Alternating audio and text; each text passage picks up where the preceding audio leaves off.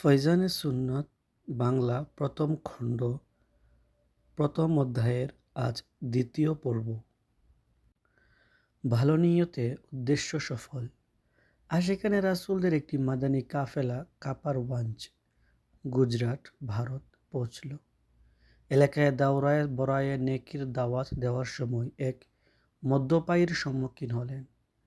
আশিকানে রাসূলগণ তার উপর ইনফিরাদি কোশিশ করলেন।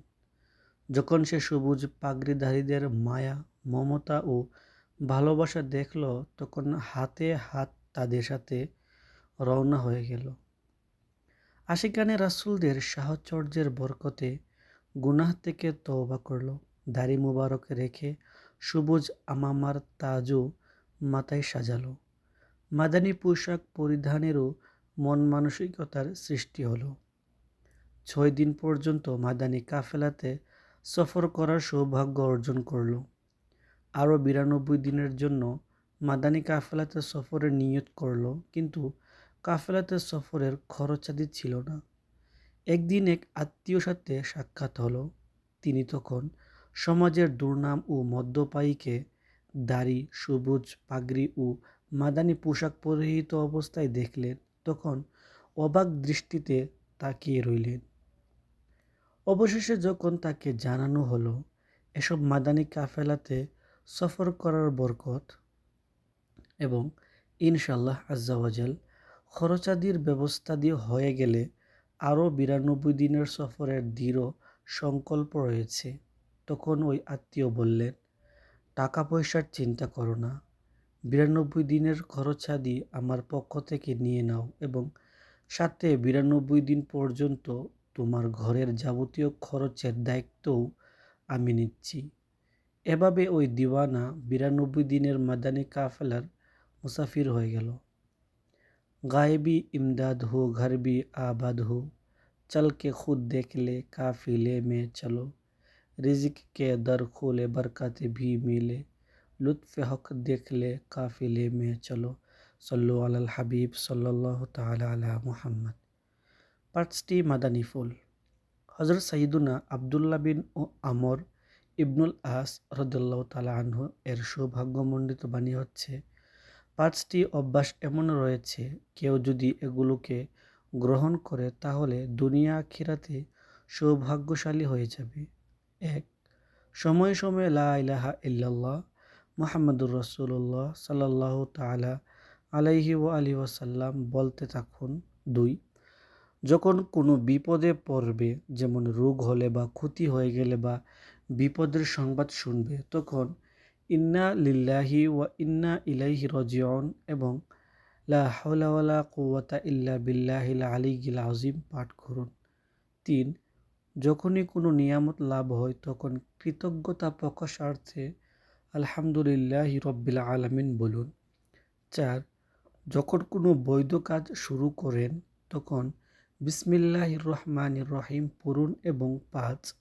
যখন গুনাহ করে ফেলেন তখন এভাবে বলুন, আস্তাগফিরুল্লাহাল আযীমা ওয়া আতুবু ইলাইহি, অর্থাৎ আমি মহান আল্লাহর নিকট ক্ষমা প্রার্থনা করা অবস্থায় তার কাছে তওবা করছি। আল মুনাহিব্বাতুল লিল আসকালানি 58 পৃষ্ঠা।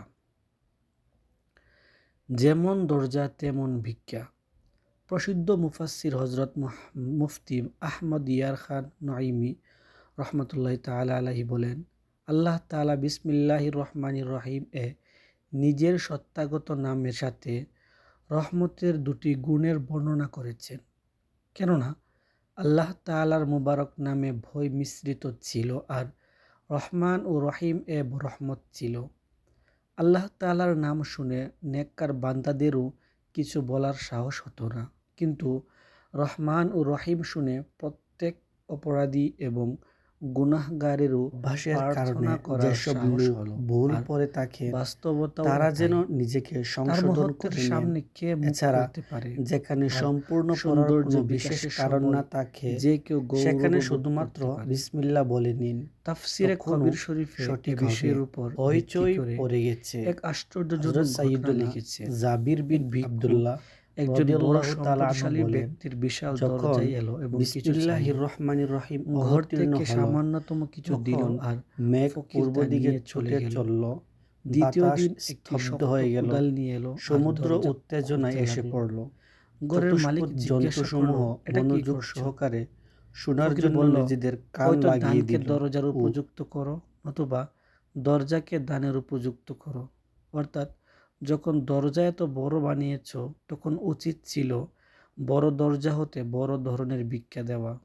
কেননা দান দরজা ও নামের উপযুক্ত হওয়া উচিত। আমরা সকল ফকির গুনাহগার বান্দা আরজ করছি, ওহে মাওলা, আমাদেরকেও আমাদের উপযুক্ততা অনুযায়ী দিও না, বরং তোমার দয়া ও দানশীলতার উপযুক্ততা অনুযায়ী দান করো। নিশ্চয়ই আমরা গুনাহগার, কিন্তু তোমার ক্ষমাশীলতা আমাদের গুনাহের চেয়েও অনেক বড়। তাফসিরে নঈমি, প্রথম পারা, 40 পৃষ্ঠা। गुनाह गादा का हिसाब किया वो अगर से लाख से ही सिवा, मगर आई अफबू तेरे अफबू का ना हिसाब ना है शुमार है। सल्लु अलाल হাবিব সাল্লাল্লাহু তাআলা আলা মুহাম্মদ। প্রিয় ইসলামী ভাইরা, আল্লাহ তাআলা নিঃসন্দেহে রহমান ও রহিম। যে তার রহমতের উপর দৃষ্টি রাখে ও তার প্রতি নিজের ভালো ধারণা পোষণ করে, তাহলে উভয় জগতে তার তরি পার হয়ে যাবে। আল্লাহ তাআলার রহমত হতে সে কখনো বঞ্চিত হতে পারে না। যেমন তফসিরে নঈমি প্রথম পারার 38 পৃষ্ঠায় রয়েছে রহমতে ভরা ঘটনা।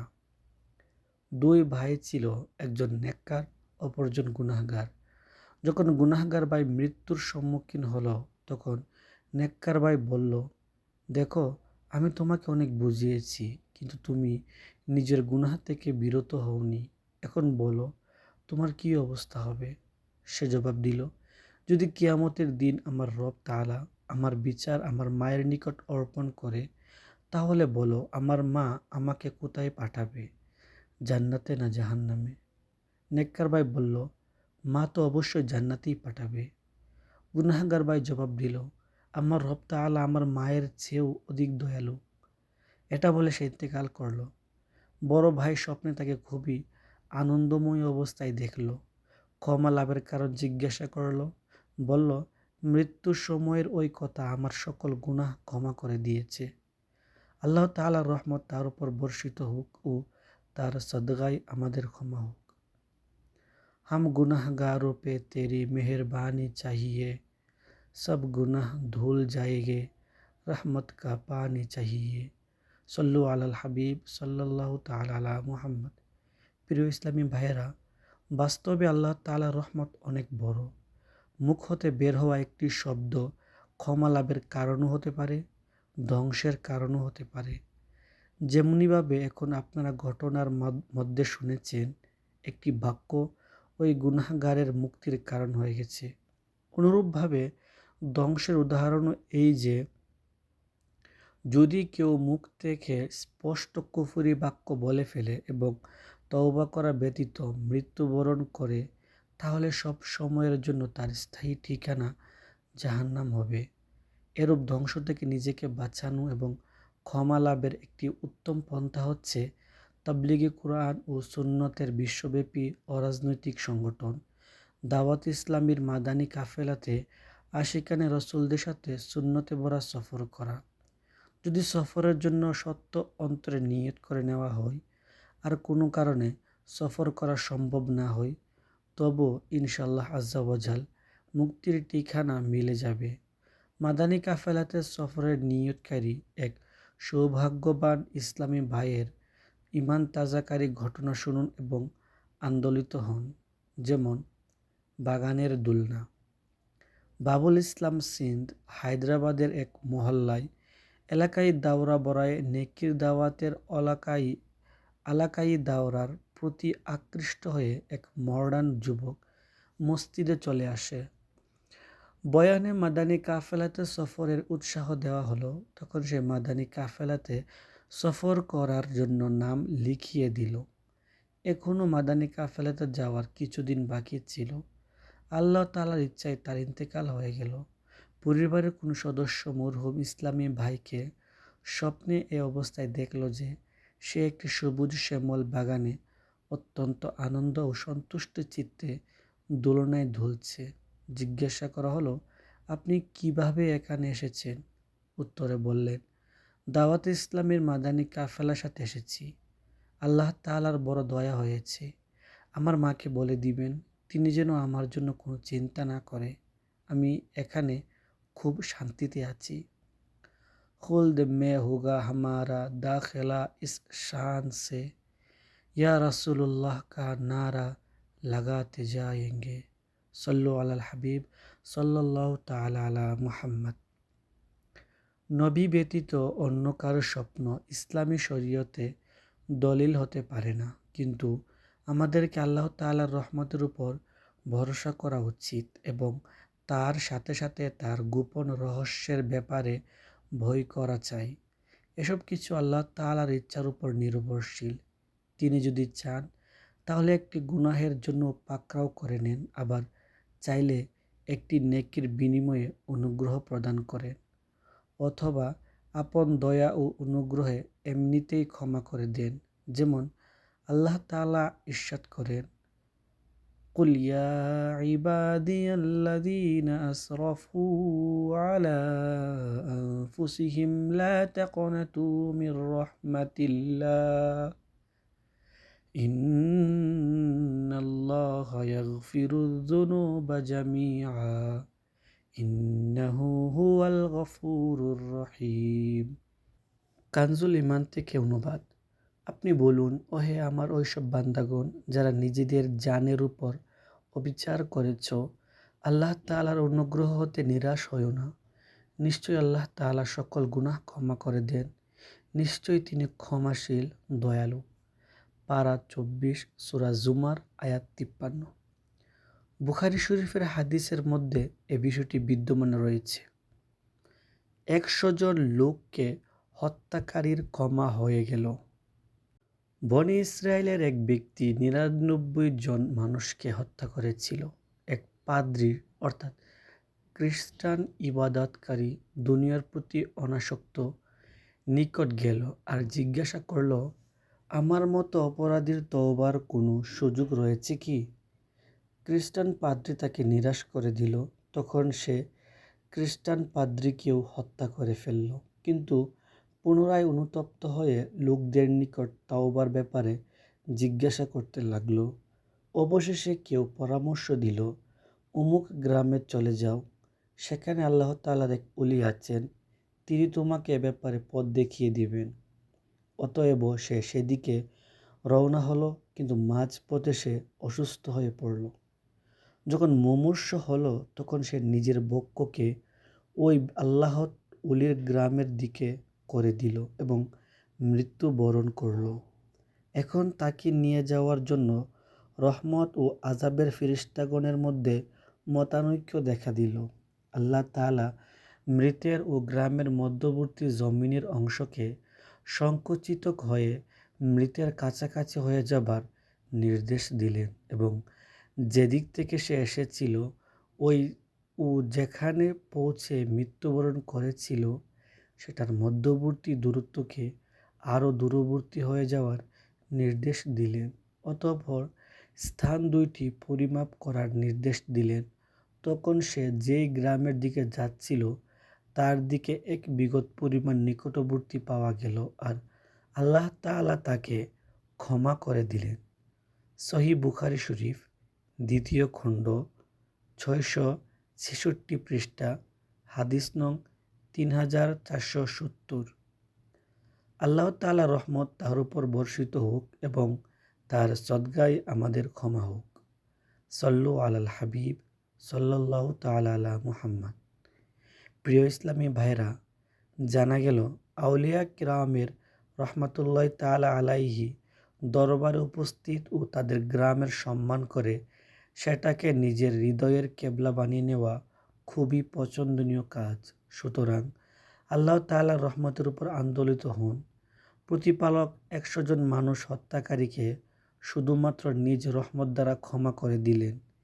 তিনি যদি সুন্নত প্রশিক্ষণের মাদানী কাফেলাতে সফরের নিয়তকারী কোনো ভাগ্যবান যুবকের উপর দয়া পরবশ হয়ে যান, তাহলে রহমতই রহমত। আর আল্লাহ তাআলার প্রত্যেক বস্তুর উপর ক্ষমতা রাখেন।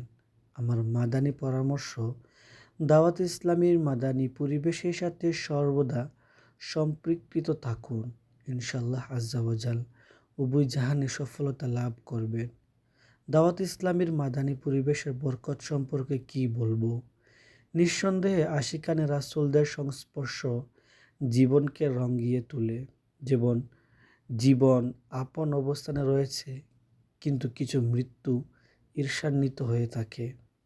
এমনই এক ঈর্ষাযোগ্য মৃত্যুর আলোচনা শুনুন ও ঈর্ষান্বিত হন। ঈর্ষাযোগ্য মৃত্যু।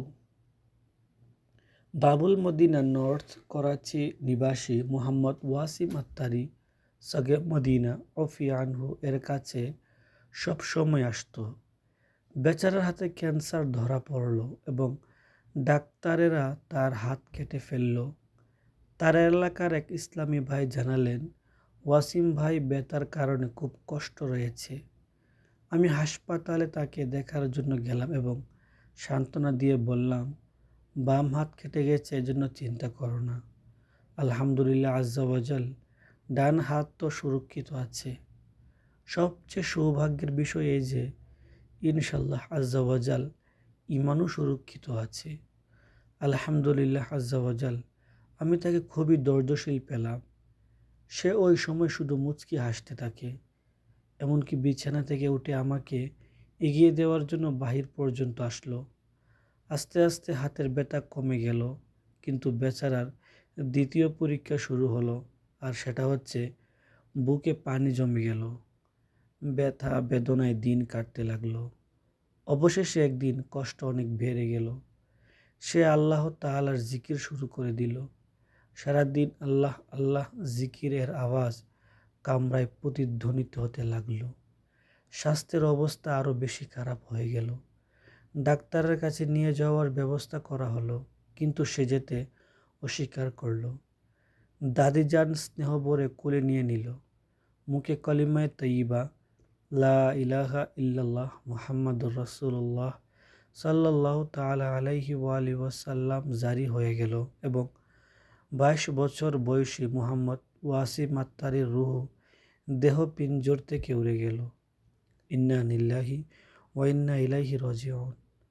যখন মরহুমকে গোসল দেওয়ার জন্য নিয়ে যাওয়া হচ্ছিল, তখন হঠাৎ চেহারা থেকে চাদর সরে গেল। মরহুমের চেহারা গোলাপ ফুলের মতো প্রস্ফুটিত ছিল। গোসলের পর চেহারায় আরও সৌন্দর্যের উজ্জ্বলতা বৃদ্ধি পেল। দাফনের পর আশিকানে রাসূলগণ নাত পড়ছিলেন। কবর হতে সুগন্ধ এমনভাবে ছড়িয়ে পড়ছিল, চারিদিক সুবাসিত হয়ে গেল। একবার যে ঘ্রাণ পেল সে ঘ্রাণ নিতেই থাকল। ঘরের কোনো সদস্য স্বপ্নে মরহুম ওয়াসিম আত্তারির ইন্তেকালের পর ফুলে সজ্জিত কক্ষে দেখতে পেল। জিজ্ঞাসা করল, কোথায় আছো? হাতি একটি কক্ষের দিকে ইশারা করে বলল, এটা আমার ঘর, এখানে আমি খুব আনন্দে আছি। অতঃপর এক সজ্জিত বিছানায় শুয়ে গেল। মরহুমের পিতা স্বপ্নে নিজেকে নিজে ওয়াসিম আত্তারির কবরের নিকট দেখতে পেল। হঠাৎ কবর খুলে গেল আর মরহুম মাথায় সবুজ ইমামা, পাগড়ি সজ্জিত সাদা কাফনে আচ্ছাদিত অবস্থায় বের হয়ে আসলো। কিছু কথাবার্তা বলল ও পুনরায় কবরে প্রবেশ করল এবং কবর পুনরায় বন্ধ হয়ে গেল। আল্লাহ তাআলা রহমত তার উপর বর্ষিত হোক এবং তার সদগায় আমাদের ক্ষমা হোক। হে আল্লাহ, আমাকে মরহুমকে এবং প্রিয় নবী হুজুর পুরনূর সাল্লাল্লাহু তাআলা আলাইহি ওয়াসাল্লামের উম্মতদেরকে ক্ষমা করে দাও এবং আমাদের সকলকে দাওয়াত ইসলামের মাদানী পরিবেশে স্থায়িত্ব প্রদান করো এবং মৃত্যুর সময় জিকির ও দুরূদ এবং কালিমায়ে তয়্যিবা নসিব করো। আমিন বিজাহিন নবিয়্যিল আমিন। সল্লু আলাল হাবিব सल्लल्लाहु ताला अला मुहम्मद। आसी हो मग़फ़िरत की दुआई हज़ार दो, नाते नबी सुना के लाहद में उतार दो। सल्लु अलल हबीब सल्लल्लाहु ताला अला मुहम्मद। বিসমিল্লাহ করুন বলা নিষেধ। কিছু লোক এভাবে বলে থাকেন, বিসমিল্লাহ করুন, আসুন জানাব বিসমিল্লাহ, আমি বিসমিল্লাহ করে নিয়েছি। ব্যবসায়ী ভাইয়েরা দিনের শুরুতে যে মাল বিক্রি করে প্রায় তাকে বাউনি বলা হয়ে থাকে, কিন্তু কিছু লোক এটাকেও বিসমিল্লাহ বলে থাকে। যেমন, আমার তো আজ এখনো পর্যন্ত বিসমিল্লাহই হয়নি। যে বাক্যগুলো উদাহরণস্বরূপ পেশ করা হলো এসব ভুল পদ্ধতি। এভাবে যখন খাবার খাওয়ার সময় কেউ এসে যায় তখন অধিকাংশ খাবারেরত ব্যক্তিরা তাকে বলে, আসুন আপনিও খেয়ে নিন। সাধারণভাবে উত্তর মিলে বিসমিল্লাহ, অথবা এভাবে বলে যে বিসমিল্লাহ করুন। বাহারে শরীয়তের 16তম খণ্ডের 32 পৃষ্ঠায় বর্ণিত আছে, এ অবস্থায় এভাবে বিসমিল্লাহ বলাকে উলামায়ে কেরামগণ কঠোরভাবে নিষেধ করেছেন। তবে এটা বলতে পারেন বিসমিল্লাহ পরে খেয়ে নিন, বরং এ অবস্থায় দোয়াসূচক শব্দ বলা উত্তম, যেমন বারাকাল্লাহু লানা ওয়া লাকুম, অর্থাৎ আল্লাহ তাআলা আমাদের ও আপনাদের বরকত দান করুক। অথবা নিজ মাতৃভাষায় বলে দিন, আল্লাহ তাআলা বরকত দান করুক। বিসমিল্লাহ বলা কখন কুফরি? হারাম ও অবৈধ কাজের পূর্বে বিসমিল্লাহ কোনো অবস্থাতেই পড়া উচিত নয়। ফতোয়ায়ে আলমগীরিতে বর্ণিত আছে, মদ পান করার সময়, ব্যভিচার করার সময় বা জুয়া খেলার সময় বিসমিল্লাহ বলা কুফরি। ফতোয়ায়ে আলমগীরি 2য় খণ্ড 273 পৃষ্ঠা। ফেরেশতাগণ সওয়াব লিখতে থাকেন। হযরত সাইয়্যিদুনা আবু হুরায়রা রাদিয়াল্লাহু তাআলা আনহু থেকে বর্ণিত, প্রিয় নবী রাসূল আরবি সাল্লাল্লাহু তাআলা আলাইহি ওয়া আলিহি ওয়াসাল্লাম ইরশাদ করেছেন, ওহে আবু হুরায়রা রাদিয়াল্লাহু তাআলা আনহু, যখন উযু করো তখন বিসমিল্লাহি আলহামদুলিল্লাহ বলে নিও। যতক্ষণ পর্যন্ত তোমার উযু থাকবে ততক্ষণ পর্যন্ত তোমার ফেরেশতাগণ অর্থাৎ কিরামান কাতিবিন তোমার জন্য নেকি সমূহ লিখতে থাকবেন। তাবরানী সগীর 1ম খণ্ড 73 পৃষ্ঠা, হাদিস নং 186। প্রতিটি কদমে একটি করে নেকি। যে ব্যক্তি কোনো বস্তুর উপর আরোহণ করার সময় বিসমিল্লাহ এবং আলহামদুলিল্লাহ পড়ে নিবে, তবে ওই জন্তুর প্রতিটি কদমের বিনিময়ে ওই আরোহীর আমলনামায় একটি করে নেকি লেখা হবে। নৌকায় শুধু নেকি আর নেকি। যে ব্যক্তি নৌকায় আরোহণের সময় বিসমিল্লাহ এবং আলহামদুলিল্লাহ পাঠ করে নিবে ততক্ষণ পর্যন্ত সে তাদের সওয়াব থাকবে, তার জন্য শুধু নেকি আর নেকি লেখা হবে। তাফসিরে নঈমি 1ম খণ্ড 42 পৃষ্ঠা। প্রিয় ইসলামী ভাইয়েরা, বিসমিল্লাহির রহমানির রহিমের ফজিলতসমূহ এত অধিক, পড়ে বা শুনে মন চায় যে সর্বদা বিসমিল্লাহির রহমানির রহিম পড়তে থাকি, কিন্তু এই সৌভাগ্য শুধু আল্লাহ তাআলার দয়ায় পাওয়া যায়। আল্লাহ তাআলার অনুগ্রহে দাওয়াত ইসলামীর মাদানী পরিবেশে থেকে একে অন্যের উপর ইনফিরাদি কোশিশ করার মাধ্যমে যদি আল্লাহর দয়া হয়ে যায়, তবে বিসমিল্লাহির রহমানির রহিম পড়তে থাকার অভ্যাস তৈরি হতে পারে। নিঃসন্দেহে দ্বীনের প্রচার প্রসারে ইনফিরাদি কোশিশের খুব প্রভাব রয়েছে। এমনকি আমাদের প্রিয় আকা মক্কি মাদানী মুস্তাফা সাল্লাল্লাহু তাআলা আলাইহি ওয়া আলিহি ওয়াসাল্লাম, এমনকি সমস্ত আম্বিয়া কিরাম আলাইহিমুসসালাম নেকির দাওয়াতের কাজে ইনফিরাদি কোশিশ করেছেন। আলহামদুলিল্লাহ আজ্জা ওয়া জাল দাওয়াত ইসলামীর মুবাল্লিগগণও ইনফিরাদি কোশিশ করার সুন্নতের উপর আমল করে মানুষের অন্তরে ইশকে রসুলের বাতি জ্বালানোর কাজে ব্যস্ত রয়েছে।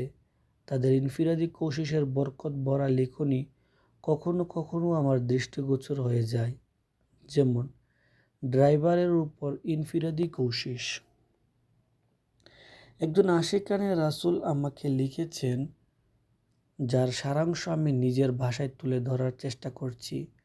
দাওয়াত ইসলামীর মাদানী মার্কাজ ফয়জানে মদিনা বাবুল মদিনা করাচিতে অনুষ্ঠিত সাপ্তাহিক সুন্নতে ভরা ইজতেমাতে অংশগ্রহণ করার জন্য বিভিন্ন এলাকা থেকে আসা বিশেষ বাসগুলো ফিরে যাওয়ার অপেক্ষায় যেখানে অবস্থান করে সেই দিক দিয়ে যাওয়ার সময় দেখতে পেলাম একটি খালি বাসে গান বাজছিল আর ড্রাইভার বসে বসে চার্টস অর্থাৎ এক প্রকার মাদকদ্রব্য সেবন করছে। আমি গিয়ে ড্রাইভারের সাথে মহব্বতপূর্ণ ভঙ্গিতে সাক্ষাৎ করলাম। আলহামদুলিল্লাহ আজ্জাওয়াজাল সাক্ষাতের বরকত তৎক্ষণাৎ প্রকাশ পেল আর সে নিজেই গান বন্ধ করে দিল এবং চার্টস যুক্ত সিগারেটও নিভিয়ে দিল। আমি মুচকি হেসে সুন্নতে ভরা বয়ানের ক্যাসেট কবরের প্রথম রাত তাকে দিলাম। সে তখনই টেপ রেকর্ডারে লাগিয়ে দিল। আমিও সাথে সাথে বসে শুনতে লাগলাম। অন্যদেরকে বয়ান শোনানোর ফলদায়ক পদ্ধতি এটাই, নিজেও যেন তার সাথে শুনুন। আলহামদুলিল্লাহ আজ্জাওয়াজাল সে খুবই প্রভাবিত হলো, ভীত হয়ে গুনাহ থেকে তওবা করলো এবং বাস থেকে বের হয়ে আমার সাথে ইজতেমায় এসে বসে গেল। সল্লু আলাল হাবিব সাল্লাল্লাহু তাআলা আলা মুহাম্মদ। বয়ানের ক্যাসেট উপহার দিন। প্রিয় ইসলামী ভাইয়েরা, আপনারা দেখলেন তো ইনফিরাদি কোশিশের কত উপকারিতা রয়েছে। অতএব প্রত্যেক মুসলমানের উপর ইনফিরাদি কোশিশ করা আর তাদেরকে নামাজের দাওয়াত দেওয়া উচিত। যদি ইজতেমা ইত্যাদির জন্য বাসে বা মিনি বাসে করে আসেন তবে ড্রাইভার ও কন্ট্রাক্টরকেও ইজতিমাতে অংশগ্রহণের আবেদন করা উচিত। যদি কেউ আসার জন্য রাজি না হয় তাহলে শোনার জন্য আবেদন করে তাকে বয়ানের ক্যাসেট পেশ করে দিন আর সেটা শুনে নিলে ফেরত নিয়ে আরেকটি দিয়ে দিন। আর যতটুকু সম্ভব হয় বয়ানের ক্যাসেট দিয়ে বিনিময়ে তাদের কাছ থেকে গানের ক্যাসেট নিয়ে সেটাতে বয়ানে রেকর্ড করিয়ে অন্যকে দিয়ে দিন। এভাবে কিছু না কিছু গুনাহে ভরা ক্যাসেট ইনশাআল্লাহ আজ্জাওয়াজাল নিঃশেষ হয়ে যাবে। ইনফিরাদি কোশিশ করা ও অন্যকে বোঝানোর অভ্যাস ত্যাগ না করা উচিত। আল্লাহ তাআলা ইরশাদ করেন, ওয়াযাক্কির ফাইন্না যিকরা তানফাউল মুমিনিন। কানজুল ঈমান থেকে অনুবাদ। এবং বুঝাও, যেহেতু বুঝানো মুসলমানদের উপকার দেয়। পারা ২৭ সূরা জারিয়াত আয়াত ৫৫। কেউ মানুক বা না মানুক এর সওয়াব মিলবে। যদি আমাদের কথা কেউ না মানে তবুও ইনশাআল্লাহ আজ্জাওয়াজাল নেকির দাওয়াত দেওয়ার সওয়াব আমরা পেয়ে যাব। যেমন হুজ্জাতুল ইসলাম সাইয়্যিদুনা ইমাম মুহাম্মদ গাজ্জালী রাহমাতুল্লাহি তাআলা আলাইহি মুকাশাফাতুল কুলুবে বলেন, হযরত সাইয়্যিদুনা মুসা কালিমুল্লাহ আলা নাবিয়িনা ওয়া আলাইহিস সালাতু ওয়াস সালাম আরজ করলেন, হে আল্লাহ, যে আপন ভাইকে ডাকে, তাকে নেকির আদেশ দেয় এবং মন্দ কাজ থেকে বাধা দেয়, তার জন্য কি প্রতিদান রয়েছে। ইরশাদ করলেন, আমি তার প্রতিটি কথার বিনিময়ে ১ বছরের ইবাদতের সওয়াব লিখে দেই এবং তাকে জাহান্নামের শাস্তি দিতে আমার লজ্জাবোধ হয়। মুকাশাফাতুল কুলুব ৪৮ পৃষ্ঠা। পৃথিবীর রাজত্ব অপেক্ষা উত্তম। যদি আপনার ইনফিরাদি কোশিশে কেউ নামাজ ও সুন্নতের পথে চলে আসে তাহলে আপনার মুক্তির উপায় হয়ে যাবে। যেমন রহমতে আলম নূরে মুজাসসম রাসূলুল্লাহ আলম সাল্লাল্লাহু তাআলা আলাইহি ওয়াসাল্লামের মহান বাণী হচ্ছে, আল্লাহ তাআলা যদি একজন ব্যক্তিকে তোমার মাধ্যমে হেদায়েত দান করেন তাহলে তা তোমার জন্য সমস্ত পৃথিবীর রাজত্ব লাভের চেয়ে উত্তম। জামিউস সাগীর ৪৪৪ পৃষ্ঠা, হাদিস নং ৭২১৯। প্রাণনাশক বিষ প্রভাবহীন হয়ে গেল। একবার সাইয়্যিদুনা খালিদ বিন ওয়ালিদ রাদিয়াল্লাহু তাআলা আনহু এর কাছে কিছু অগ্নি পূজারী আরজ করল, আপনি আমাদেরকে এমন কোনো নির্দেশ বলুন যার মাধ্যমে আমাদের নিকট ইসলামের সত্যতা স্পষ্ট হয়ে ওঠে। অতএব তিনি রাদিয়াল্লাহু তাআলা আনহু প্রাণনাশক বিষ আনলেন এবং বিসমিল্লাহির রহমানির রহিম পাঠ করে তা পান করে নিলেন। বিসমিল্লাহ এর বরকতে ওই প্রাণনাশক বিষ তার রাদিয়াল্লাহু তাআলা আনহু এর উপর কোনো প্রভাব ফেলতে পারল না।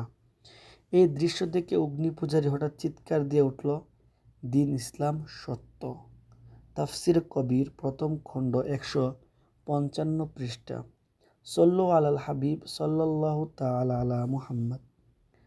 প্রিয় ইসলামী ভাইয়েরা, জানা গেল পানাহারের পূর্বে বিসমিল্লাহির রহমানির রহিম পাঠ করে নেওয়াতে যেখানে আখিরাতের মহান সওয়াব রয়েছে, সেখানে দুনিয়াতেও এটার উপকার রয়েছে।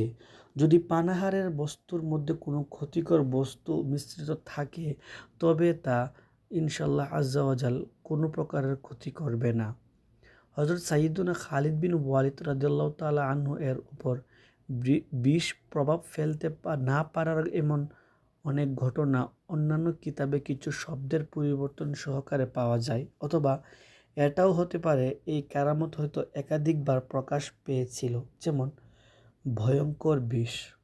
হযরত সাইয়্যিদুনা খালিদ বিন ওয়ালিদ রাদিয়াল্লাহু তাআলা আনহু হীরা নামক স্থানে যখন আপন সৈন্যবাহিনীর সাথে তাঁবু গাড়লেন, তখন লোকেরা আরজ করল, ইয়া সাইয়্যিদি, আমাদের আশঙ্কা হচ্ছে কখনো যেন এ অনারবী লোকেরা আপনাকে বিষ পান করিয়ে না দেয়, সুতরাং সতর্ক থাকবেন। তিনি রাদিয়াল্লাহু তাআলা আনহু বললেন, নিয়ে আসো, আমি দেখে নিই অনারবী লোকদের বিষ কেমন হয়ে থাকে।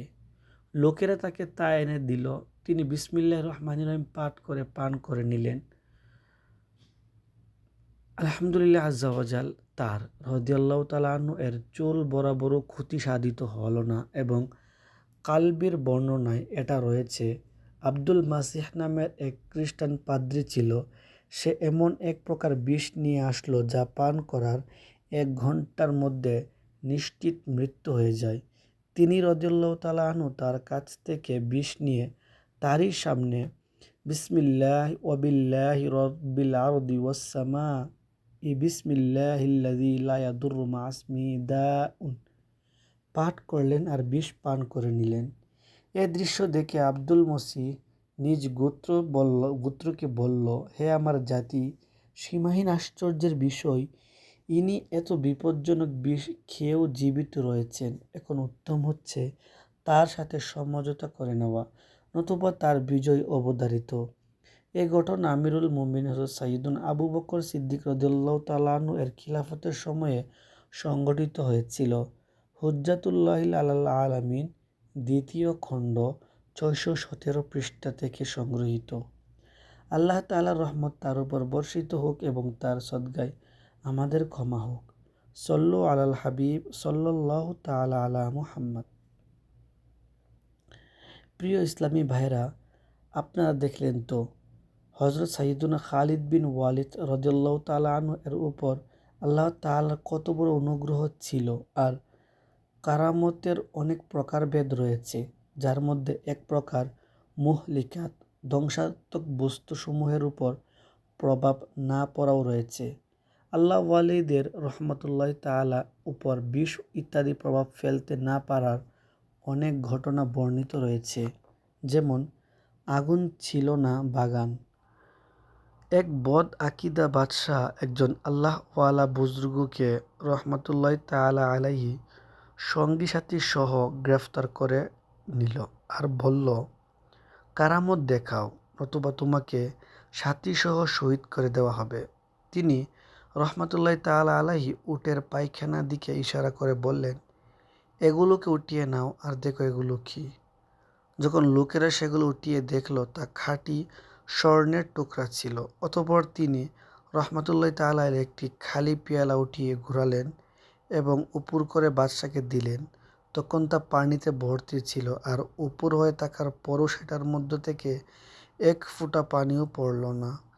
এ দুটি কারামত দেখে বদ আকিদা বাদশাহ বলতে লাগল, এসব কিছু নজরবন্দি ও জাদু। অতঃপর বাদশাহ আগুন জ্বালানোর নির্দেশ দিল। যখন আগুনের স্ফুলিঙ্গ উপরের দিকে উঠতে লাগলো, তখন ওই বুজুর্গ রহমতুল্লাহ তাআলা আলাইহি ও তার সাথীরা আগুনে ঝাঁপিয়ে পড়ল। সাথে বাদশাহের ছোট্ট শাহজাদাকেও নিয়ে গেলেন।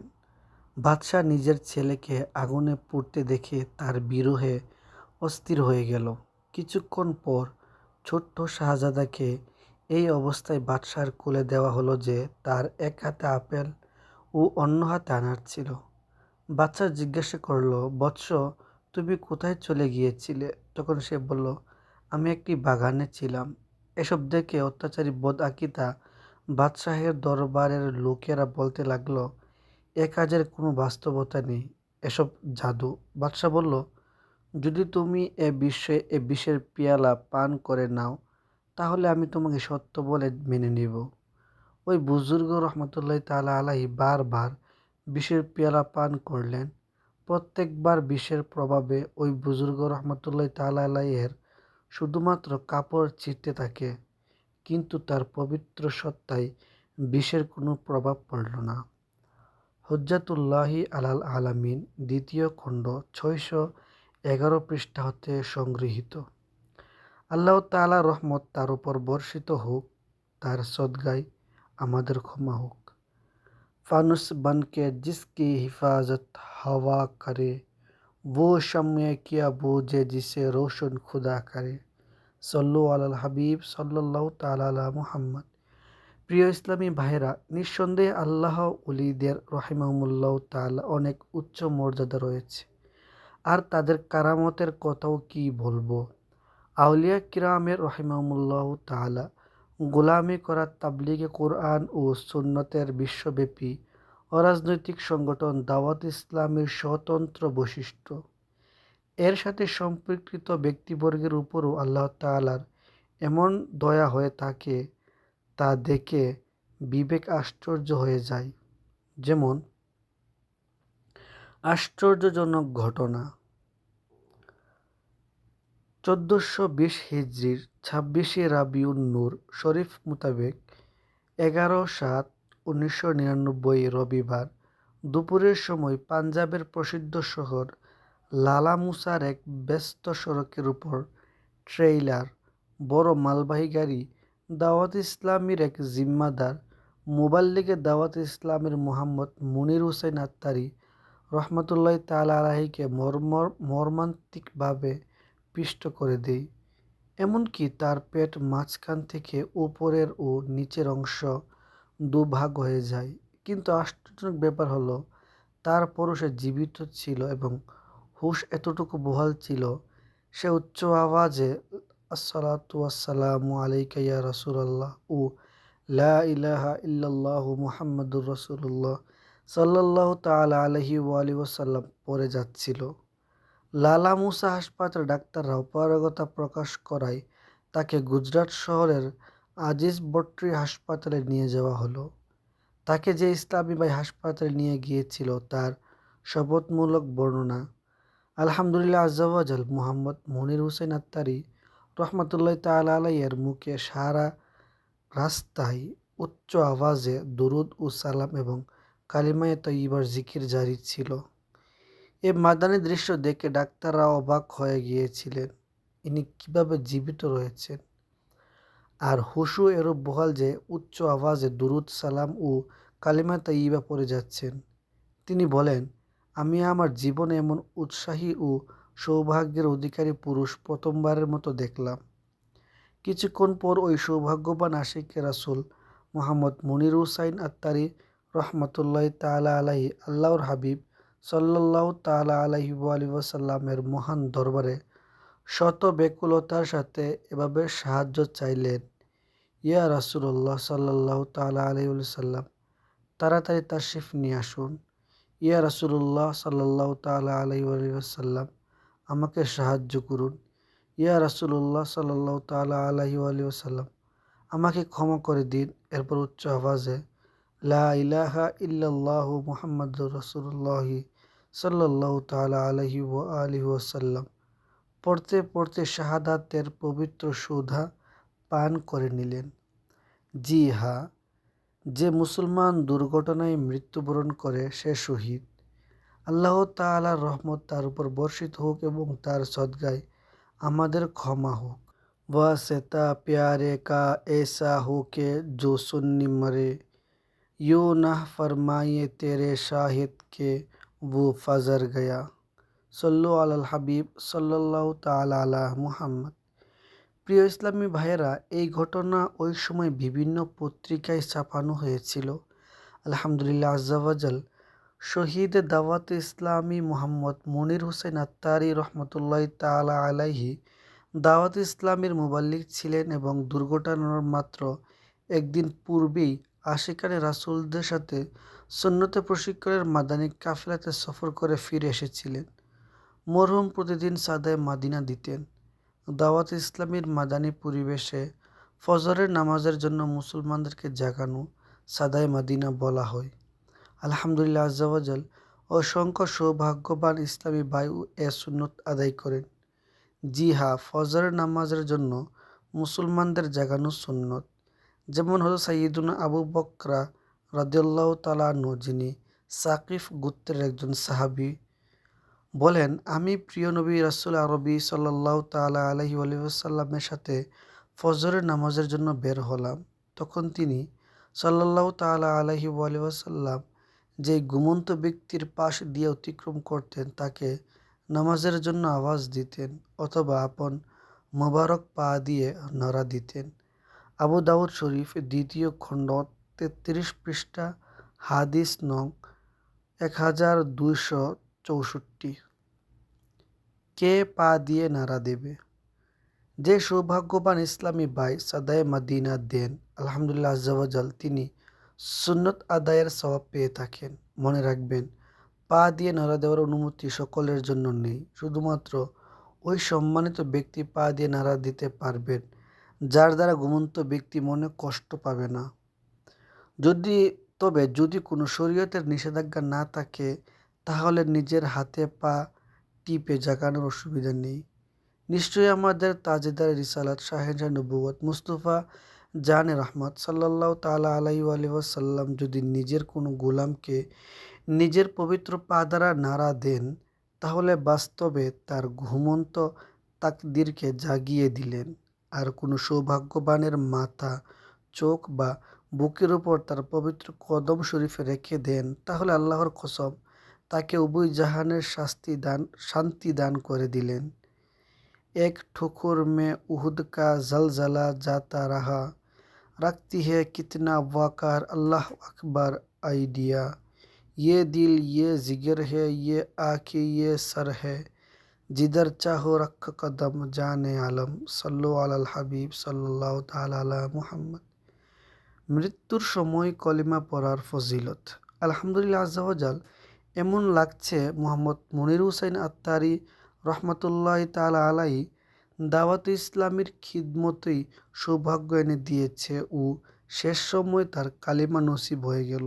আর মৃত্যুর সময় যার কালিমা নসিব হয়ে যায় তার আখিরাতের তরি পার হয়ে যায়। যেমন রহমতে আলম নূরে মুজাসসাম সাল্লাল্লাহু তাআলা আলাইহি ওয়াসাল্লাম ইরশাদ করেছেন, যার শেষ বাক্য লা ইলাহা ইল্লাল্লাহ হবে সে জান্নাতে প্রবেশ করবে।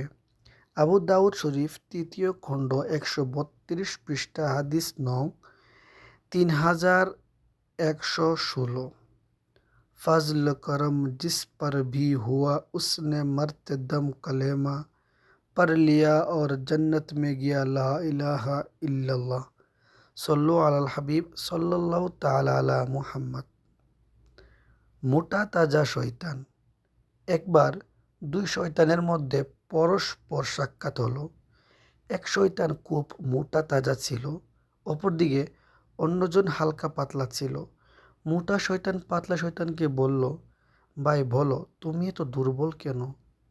সে বলল, আমি এমন একজন নেক বান্দার সাথে আছি যে ঘরে প্রবেশ করার সময় ও পানাহারের সময় বিসমিল্লাহ শরীফ পাঠ করে নেই, আমাকে তার নিকট থেকে দূরে পালাতে হয়। বন্ধু একথা বলো, তুমি তো খুব স্বাস্থ্য বানিয়েছ, এর রহস্য কি? মোটা শয়তান বলল, আমি এমন এক অলস ব্যক্তির উপর চড়ে বসেছি যে ঘরে বিসমিল্লাহ পড়া ব্যতীত প্রবেশ করে এবং পানাহারের সময়ও বিসমিল্লাহ পড়ে না। অতএব আমি ও তার ওই সকল প্রকার কাজের মধ্যে অংশীদার হয়ে যাই আর তার উপর জানোয়ারের ন্যায় সাওয়ার হয়ে থাকি। আমার স্বাস্থ্যবান হওয়ার এটাই রহস্য। আসরারুল ফাতিহা 155 পৃষ্ঠা।